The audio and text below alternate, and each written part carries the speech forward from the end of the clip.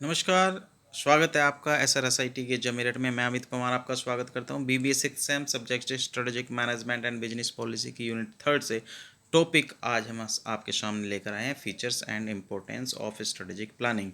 कि strategic planning जो है उसके क्या क्या फीचर्स हैं और क्या उसके इम्पोर्टेंस होते हैं। ओके, तो वन बाय वन डिस्कस करेंगे। सबसे पहले देख लेते हैं फीचर्स क्या हैं। फीचर्स में सबसे पहला पॉइंट है process of questioning. Strategic planning एक प्रोसेस है क्वेश्चनिंग का। क्वेश्चनिंग डिफरेंट टाइप की हो सकती है कि हम क्या करते हैं, हम कहाँ पर जाना चाहते हैं। इट मीन्स कि हमारा बिजनेस क्या है, हम हमारा ऑब्जेक्टिव्स क्या है। ओके, तो ये जो डिफरेंट डिफरेंट जो क्वेश्चंस हैं उनके आंसर स्ट्रेटेजिक प्लानिंग के थ्रू हमें मिल सकते हैं।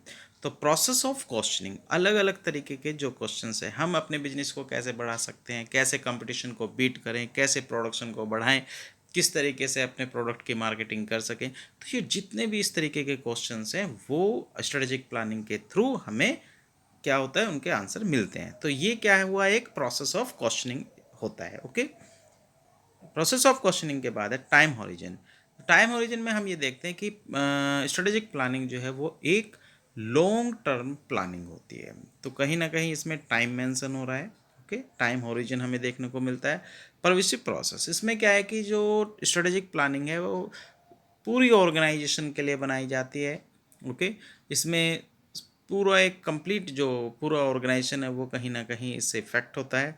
तो और ये जो स्ट्रेटेजिक प्लानिंग है ये टॉप मैनेजमेंट के द्वारा बनाई जाती है। ओके, तो कहीं ना कहीं एक परवेसिव प्रोसेस इसमें होता है। Okay, focus of attention. Focus of attention में क्या है कि कभी कभी क्या होता है कि एक पर्टिकुलर डिपार्टमेंट के लिए स्ट्रेटेजिक प्लानिंग हमें बनाते हैं। कभी कभी क्या होता है कि कुछ पर्टिकुलर जो फैक्टर्स हैं केवल उन्हीं के लिए हम स्ट्रेटेजिक प्लानिंग बनाते हैं। तो फोकस ऑफ अटेंशन हमें देखना है कि हमारा जो फोकस है वो किन फैक्टर्स पर है। ओके, तो फोकस ऑफ अटेंशन। इसके बाद नेक्स्ट है आपका continuous process. Strategic planning focus of attention के बाद देखते हैं हम कि कंटिन्यूस प्रोसेस, कि ये जो स्ट्रेटेजिक प्लानिंग है वो एक कंटिन्यूस प्रोसेस होता है। ये इसको आप ऐसे नहीं कि कुछ समय के लिए आपने कर लिया फिर बंद कर दिया, नहीं, इसको आपको रेगुलर बेस पे करता रहना होगा, करते रहना होगा इसको, कंटिन्यूस प्रोसेस को। और फिर है आपका कोऑर्डिनेशन। देखिए स्ट्रेटेजिक प्लानिंग जो है इंटरनल फैक्टर्स और एक्सटर्नल फैक्टर्स इन दोनों के बीच कहीं ना कहीं कोऑर्डिनेट करता है।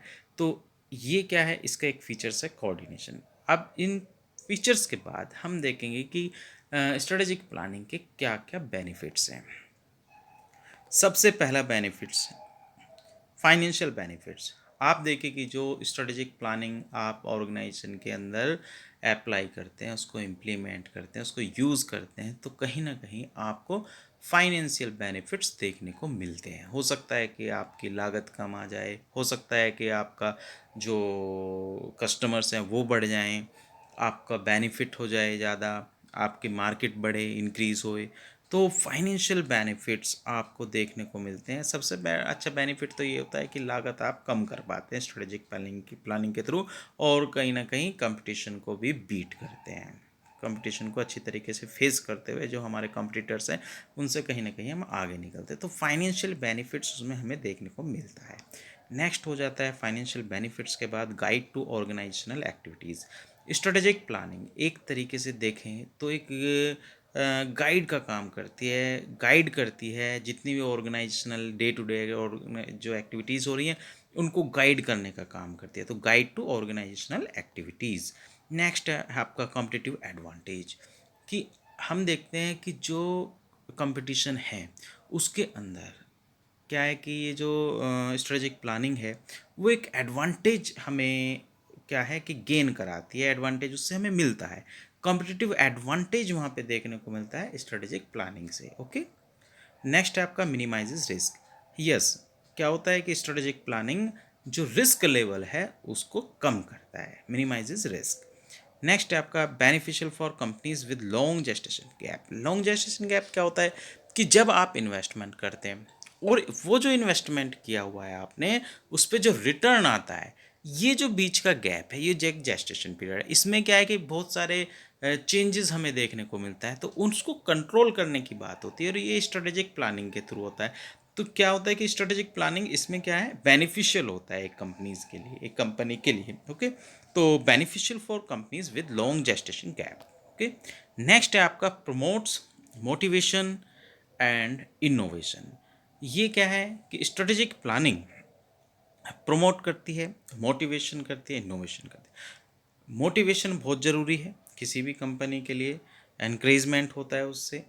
इनोवेशन, इनोवेशन जरूर होना चाहिए, ऐसा नहीं कि एक चीज़ पर आकर हम रुक जाएं।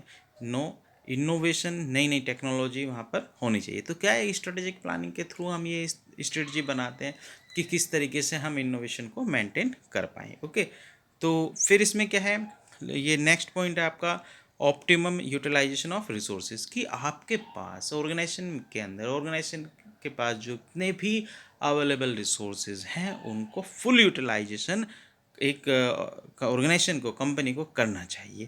तो ये क्या होता है, स्ट्रेटेजिक प्लानिंग के थ्रू हम कर पाते हैं ऑप्टिमम यूटिलाइजेशन ऑफ रिसोर्सेज। यदि हम अपने जो रिसोर्सेज हैं उसका यूज़ नहीं कर पाएंगे ऑप्टिमम लेवल तक, तो उससे क्या है कि आप क्या है कि ज़्यादा से ज़्यादा प्रॉफिट गेन नहीं कर पाते हैं। ओके, तो नेक्स्ट इसमें क्या है, आप इस आज के ये जो आपके 7 पॉइंट्स हैं, इस पॉइंट्स के साथ ही आपका ये वीडियो यहीं पर ख़त्म हो जाता है।